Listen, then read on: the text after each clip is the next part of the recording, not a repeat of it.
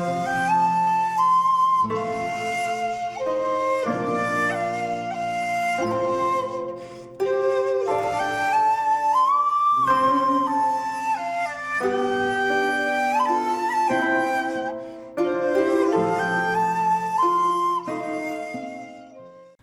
there, this is Solitary Ronin from Solitary Ronin Films, and welcome to another random review. Today's random review is The Truce from 1997, starring John Turturro. This is the wonderful Francesco Rosi's final film. It's based on a true story, which was co-written by Rossi, based on a book by a man called Primo Levi, who's the character that John Turturro plays.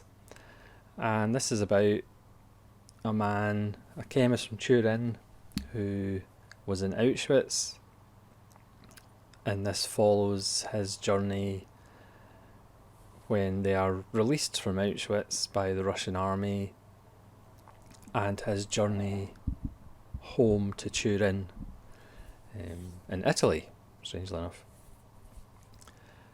Sounds straightforward, but of course it wasn't straightforward. They end up going to a Russian work camp and then a refugee camp, and then they pretty much go on a train and various modes of transport through Eastern Europe, back round Romania, Austria, back into Germany before they actually get back to Italy. So in some ways it's a road movie. It is a film that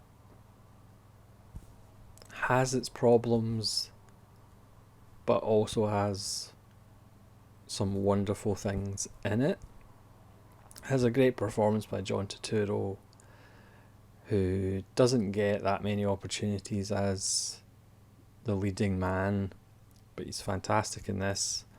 It also co-stars Radiša Gerga, who I have mispronounced, the Serbian actor, who you'll obviously recognise his face.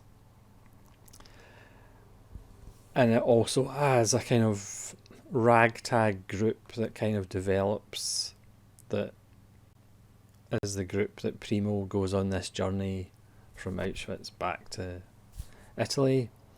It's a film that is in English, which is perhaps one of the problems with the film, because it is in English, but everybody, it's an international cast and everybody's speaking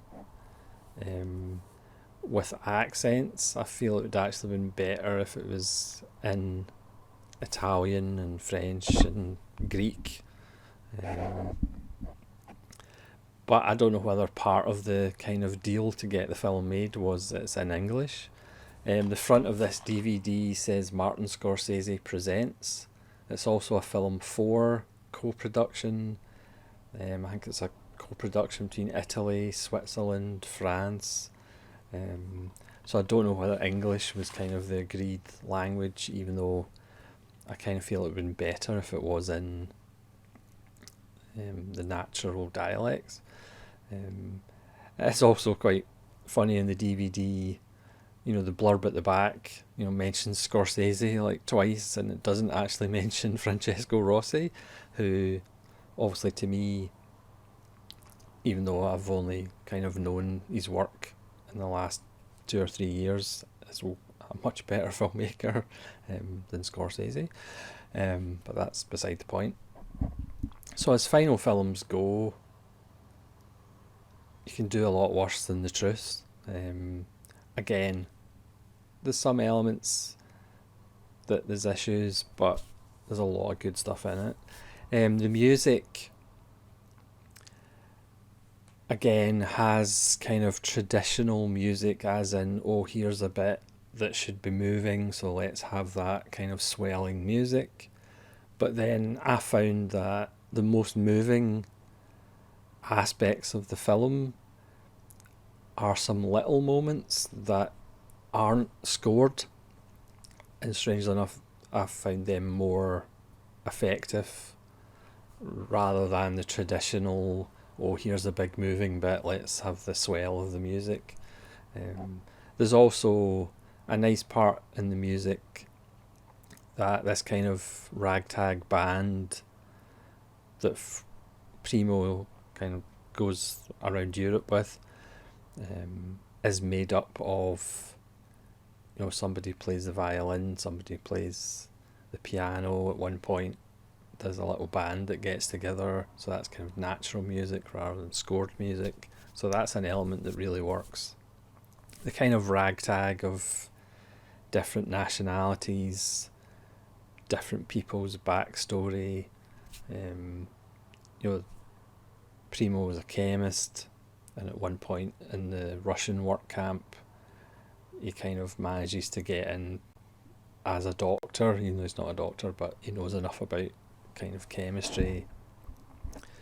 There's a guy who was a pickpocket in his previous life, a guy who wanted to be a conductor, and he's the one that plays the violin and piano.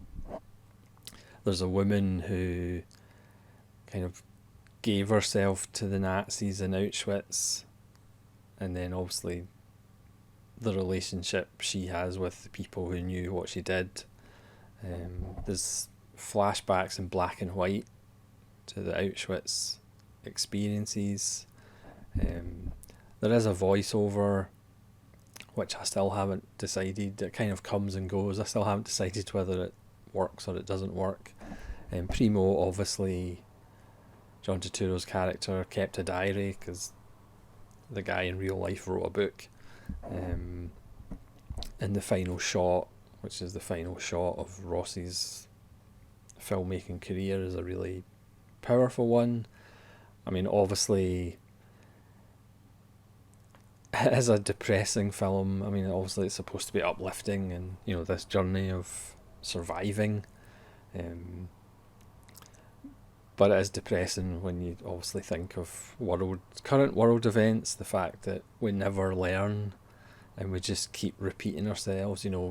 Every generation thinks it's more smarter and more intelligent than the last generation, but at the end of the day, we're not, because we never learn from our mistakes, which is the point of the film, is actually to not forget that this happened and learn from it, but of course we never do.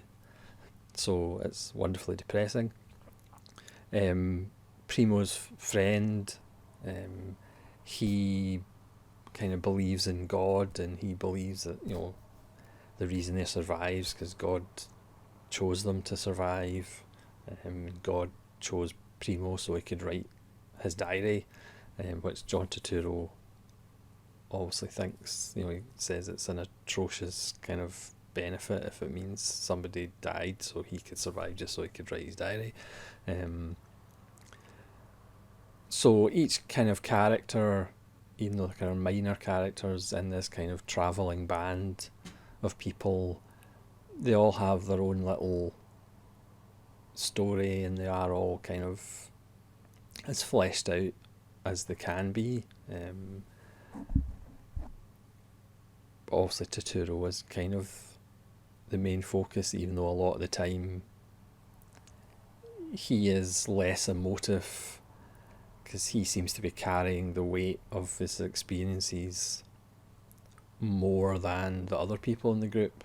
They seem to have been able to move on a little bit better than Turturro, or it's maybe just there's more distractions so they don't actually have to think about it, whereas Turturro is more brooding and more internalized, which you could argue, maybe that's a problem with him being the lead character, but for me it doesn't actually detract, because you're seeing the world through his eyes essentially. The attitude towards Jews when they came out of the concentration camps.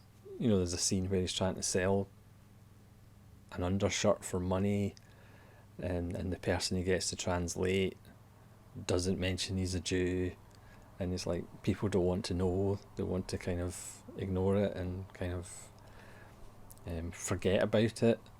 And then there's a woman later who says, "Oh, you're not," who doesn't think Turturro and his friend are one of the kind of guys in the band. Don't want to say the band, they're not musicians, but the band of travellers, survivors.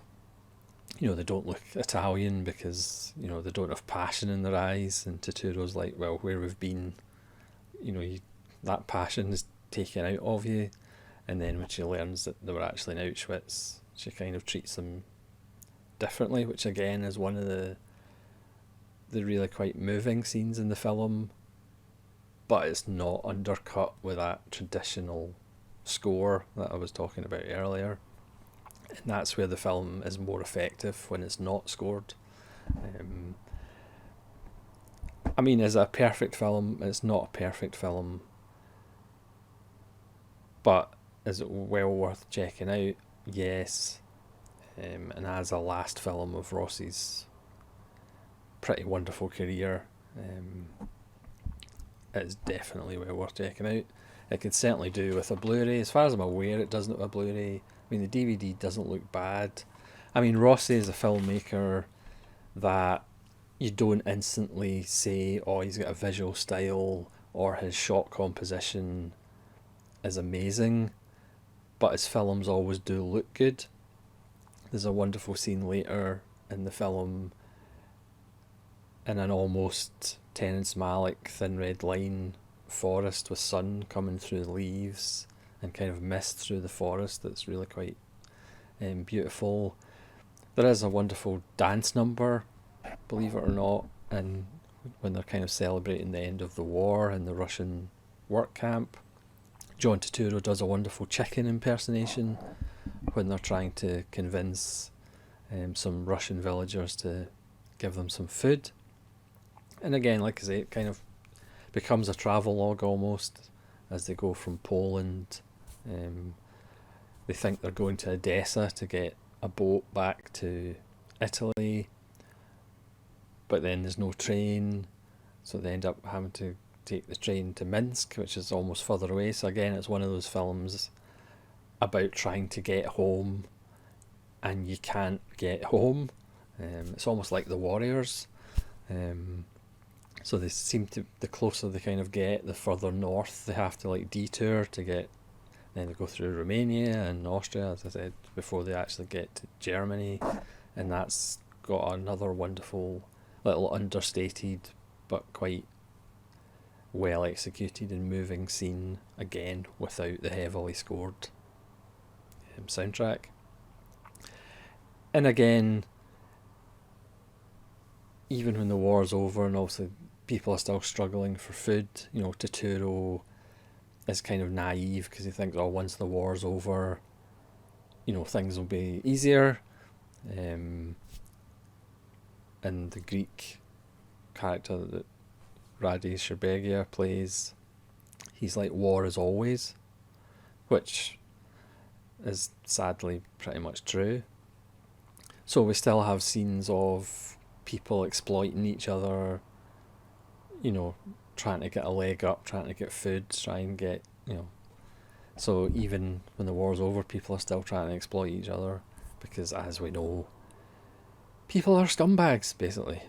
That's the moral of the story. People are scumbags, and we never learn from history, and we never learn from our mistakes, and we continually just perpetuate evil.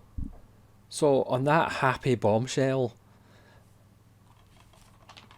if you can find it, it's well worth a watch. Again, is it a masterpiece? Like rather a lot of Rossi films? No, it is not. But it is well worth a look, apart from anything, to see John Turturro actually in a leading role.